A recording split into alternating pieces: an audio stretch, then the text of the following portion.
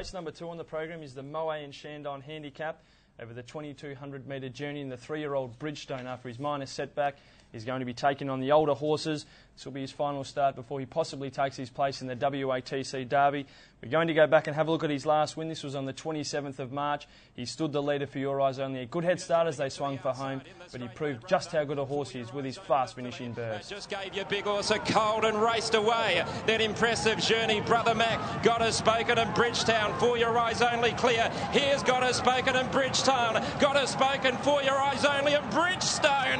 Bridgestone flying on. This is a serious racehorse, number 1, Bridgestone, and he takes on the older gallopers here after a setback. Neville Parnham says that the horse has galloped well since his stone bruise kept him out of the Melvista Stakes. It won't bother this horse. He's an athlete. He's a son of Pentire. He's built to handle these sort of things. And despite putting on a few kilos that Neville Parnham's said during the week, I think he'll beat these and beat them easily. It was a terrific win in the Roberts Stakes. The form has since held up. Impressive journey, and Brother Mac winning feature races at the next start. He handled them easily. He was shuffled back behind his stablemate God Has Spoken coming to the quarter. He stood them up 6 to 8 lengths to the turn. For Your Eyes Only with a brilliant turn of foot. Put 4 on him inside the 300 metres. He was only going to win by a half head 100 metres out, and he was able to win by a half length. Yep. I thought it was a dynamic win, and this is a really good horse going places, and I think he'll be winning on Saturday. He's drawn barrier 6. He's going to lob 5th or 6th, 1 off the fence, and from there I think he will be winning. Matt, when you've got a stayer that has a turn of the foot at the end of their race, they're virtually unbeatable. Yes. I know we probably can't compare the East Coast form with these 3-year-olds to the West Coast form, but you look at horses like Faint Perfume that can be ridden back, and at the end of 2,400 metres, they find this other gear that other horses don't have. Virtually makes them unbeatable. And there's no horse in this race that can compare to this horse's turn of foot. I think he's a good thing, 1 Bridgestone. Very big rap there for Bridgestone by Joshy Rotter. The next replay is Brandy Lane. A very good effort last start when finishing second behind Chin Chin at Ascot on Saturday. Was settled in 10th position as the field swung for home. Got to the outside, I thought really hit the line well. And also Volcanic Causeway raced up on the speed, faded out of it to finish in 4th position. 250, clear a length and a half, Volcanic Causeway, then Doc Marshall, and here comes Brandy Lane.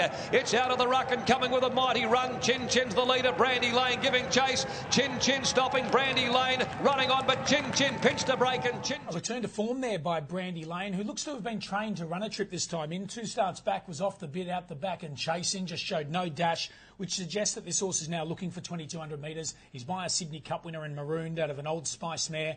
Down in the weights with the 52 kilos, he'll be behind Bridgestone. He'll be running on strongly, and I think he'll run a cheeky race, but I just think he lacks the class to compete with the favourite. Volcanic Causeway, I thought he was ridden to suit by Damien Lane there last start, and I think he was quite disappointing on face value. 2 other horses quickly, Josh. Eden Park and Eternal Advice, both last start winners. Eternal Advice down at the Great Southern at Albany, and Eden Park at Bunbury. Both up in grade, but wins were very good. Dominant last start, Eden Park, racing really well this time in. Drawn well for William Pike, definitely a place chance. And Eternal Advice got the 50 kilos on its back thanks to the claim of inform apprentice Damien Lane. It's won 3 of its last 4 starts down there at Albany at its home track. This is a big step up. I think the one you've got to consider is 12 La Sur Noir, who looks to have returned in great order for the Adam Durant stable. Sectionals were excellent in the Strickland. We have seen Do You Dare go back to handicap level and subsequently win. So La Sur Noir down in the weights is probably a cheeky place chance as well. But you know he's one of my old favourites, Bridgestone, and I think he'll get the treads out there and he'll hit top gear down the middle of the straight with about 200 metres to go and win quite easily. I think we're both agreeing race 2, number 1, Bridgestone, in the second event of the day. Taking on the older horses, but he looks to have class on his side.